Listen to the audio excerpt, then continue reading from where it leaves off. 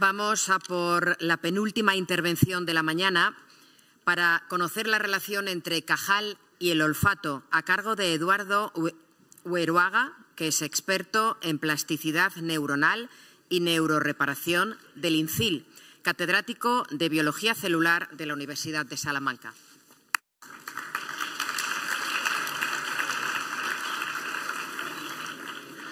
De los sentidos humanos, el olfato quizás es el menos conocido, pero tiene dos particularidades que lo hacen realmente interesante, y es que es misterioso y mágico. Sobre todo decimos que es misterioso porque el origen del estímulo, es decir, es bastante difícil de encontrar, no es como nos han contado hasta ahora la luz y el sonido.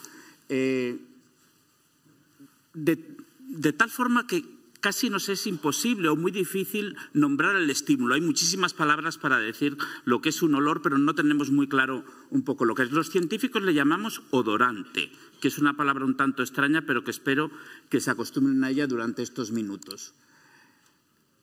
A los alumnos en la facultad ya les enseñamos cómo funciona el olfato, y todo es porque lo sabemos de científicos anteriores como Santiago Ramón y Cajal. El olor o los odorantes entran por la cavidad nasal y se encuentran con el órgano olfativo, que es el epitelio olfativo, que está justo en el techo de la nariz, del interior de la nariz. Y lo que tiene de particular es que está muy cercano al cerebro, a una parte del cerebro que precisamente se llama el bulbo olfativo. Si lo ampliamos, vemos que realmente hay unas neuronas que están ahí pintadas en negro, que tienen sus dendritas hacia afuera para contactar con los olores, y el axón directamente contacta con el sistema nervioso central. Un poquitito más avanzado podemos decir que en ese bulbo olfativo nos vamos a encontrar unas estructuras redondeadas que llamamos glomérulos, que son los que están a la derecha. Bien, ¿qué es lo que sabía o qué es lo que nos proporcionó Cajal de este esquema que ahora tomamos por cierto? Pues Cajal utilizó lo que tenía en mano. Estamos a finales del siglo XIX, es el impulso de la química, es el fortalecimiento de la industria química, y un personaje muy curioso inventó lo que hoy para nosotros nos parece algo común, que es el tinte de color morado. El Malva Perkin. Con este tinte, que aquí lo podemos ver, fue el primer paño que se tiñó de morado, barato, por decirlo así, podemos teñir el cerebro y podemos teñir todas sus células. Ahí las vemos, que es una tinción de Nissel, donde las células no presentan prolongaciones, pero Cajal, utilizando esta tinción de Nissel, dibujó perfectamente el esquema del bulbo olfativo con todas sus neuronas, grandes y pequeñas. Lo importante, el salto que dio, fue al utilizar estas impregnaciones argénticas que nos han hablado a lo largo de la mañana, vamos a decir inventadas por casualidad por Camillo Golgi, y estas neuronas aparecen en toda su plenitud. De manera que Cajal pues, nos mostró el esquema del sistema olfativo. Este esquema que fue donde cometió un error que yo no voy a decir, que lo voy a dejar reservado a los neurocientíficos. Pero si ven ahí abajo, donde pone A, son las neuronas receptoras olfativas que están precisamente en la nariz, que contactan con los glomérulos y que van a otras neuronas muy grandes que se llaman C, que se llaman las células mitrales. Se llaman células mitrales porque tienen forma de mitra episcopal, y esas cintas que llevan los obispos se llaman ínfulas, que representan las dendritas laterales de estas células mitrales. Son muy importantes en el esquema que dibujó Cajal porque es la primera vez que presenta con gran claridad el fenómeno de la retroalimentación negativa o el feedback negativo, que no solamente se usa en los circuitos neuronales biológicos para explicar muchos conceptos de fisiología, sino que también se ha tomado en la neurona, vamos a decir, virtual o neurona informática, con las bases de la inteligencia artificial y de la informática. Bien, esas neuronas tienen axones muy largos que van a otros lados a otras zonas del cerebro más lejanas. Pero el olfato después de Cajal ha evolucionado bastante, porque no había un solo olor y Cajal lo sabía. Sin embargo, en sus esquemas no podía representar cómo somos capaces de diferenciar multitud de olores, sobre todo aquellos que no se ven y además que son bastante dispares. Sin ir más lejos, la flor del jazmín emana o desprende 21 moléculas diferentes, 21 odorantes diferentes.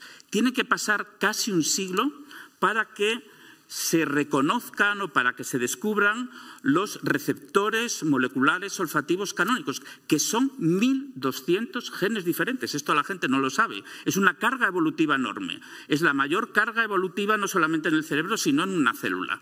Están realmente muy estudiados y nos vienen a decir que aproximadamente un receptor se expresa más o menos en una neurona. Por estos descubrimientos se le dio el premio Nobel a otra investigadora un siglo después, a Linda Bach. Hoy en día ya no estudiamos solamente las células, sino que estudiamos la forma de las moléculas de los receptores moleculares olfativos para ver cómo cambian de conformación cuando se unen al odorante o no. Pero no nos olvidemos que también hay unos olores asquerosos, pestes, podridos, que están en nuestra naturaleza y son los receptores para aminas volátiles que se llaman receptores TAR. También los describió en su conjunto esta investigadora a través de Linda Bach. Entonces, en este esquema de Cajal, que es en blanco y negro, ¿cómo podríamos interpretar la diferenciación de los distintos olores o colores? Pues me he permitido el lujo de modificar un poco el esquema de Cajal añadiéndole estos olores-colores. No puedo traer aquí un spray para que lo podamos ver. En rosa podemos, por ejemplo, señalar el olor a rosa, o a caramelo, o a frambuesa.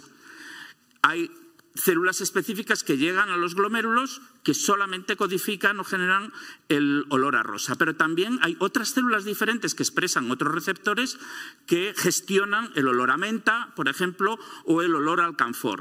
Y más aún, solo las células mitrales que llegan a ese glomérulo son las que gestionan el olor a rosa, solo las que llegan a ese glomérulo gestionan el olor a menta o solo las que llegan a ese glomérulo gestionan el olor a alcanfor. Nos quedan por ver un poco los olores, vamos a decir, podridos y que muy bien dejó Cajal, o me sirvió muy bien este esquema de Cajal porque lo deja realmente en blanco. Quizás no tengan exactamente las mismas conexiones. Bien, he dicho que era misterioso y mágico y creo que el olfato es mágico porque sabemos que evoca recuerdos muy emotivos. Y eso es porque el sistema olfativo, ya lo empezó a describirlo Cajal, está conectado directamente con el sistema límbico, con la amígdala, que es la que gestiona nuestras emociones. Simplemente quería acabar estos minutos intentándoles evocar algunas de las emociones, poniéndoles algunas imágenes que puedan evocar olores. Una tarde de verano con olor a tierra mojada, quizás un amor de verano o un desamor. El olor a libros, el trabajo, el olor a caballo, a diversión, a campo y, por qué no, a estas horas, el olor a Salamanca, sobre todo dedicado a aquellos investigadores que estáis fuera y que venís a casa por una vez. Bien, como nos dijo Cajal, o fieles discípulos de Cajal, quiero mostrar cómo nos reunimos los científicos ahora en Salamanca y en España. En el Instituto de Neurociencias, que está al lado, es de la Universidad de Salamanca, por supuesto, y está al lado del cementerio, un sitio muy tranquilo. El IPSAL, que pertenece también al Sistema Nacional de Salud, la Sociedad Española de Neurociencias, cuyo presidente acaba de hablar hace poco, es el doctor Malmierca, y también la Red Olfativa Española. Muchas gracias.